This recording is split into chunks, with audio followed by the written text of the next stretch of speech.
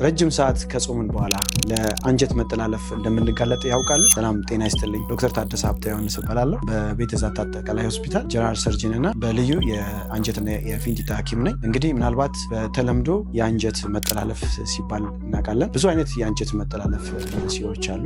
የአንጀት መጠላለፍ በሙሉ ሊሆን ይችላል፣ በግማሽ መዘጋት ሊሆን ይችላል። በተለይ ምናልባት በአብዛኛው የሚከሰቱት እነዚህ ሜካኒካል ባውል ኦብስትራክሽን፣ ሙሉ በሙሉ የመዘጋት አይነት የአንጀት መጠላለፎች በተለይ መንስኤያቸው የሚታወቅ ሊሆን ይችላል፣ መንስኤያቸው የማይታወቅ ሊሆን ይችላል። ዛሬ ሁለት ልነግራችሁ የምፈልገው ነገር ይሄ ፕራይመሪ ቮልቭለስ ወይም መንስኤያቸውን ብዙ ጊዜ ሳናውቅ ሊከሰቱ የሚችሉ የአንጀት መጠላለፎች ከሆነው ፕራይመሪ ቮልቭለስ ከምንለው ውስጥ አንዱ ነው። ከነዚህ አጋላጭ ከሆኑ ነገሮች አንዱ ለረጅም ሰዓት ጾመን በብዛት ምግብ የምንመገብ ከሆነ ለዚህ አይነት የአንጀት መጠላለፍ ልንጋለጥ እንችላለን። በዓለም ላይ በተደረጉ እንዲሁም በሀገራችን በተደረጉ ጥናቶች ረጅም ሰዓት ጾመው በብዛትና በፍጥነት ምግብ የሚወስዱ ሰዎች ለእንደዚህ አይነት የአንጀት መጠላለፍ ይጋለጣሉ። ይህም ማለት ጾም አያስፈልግም ማለት አይደለም።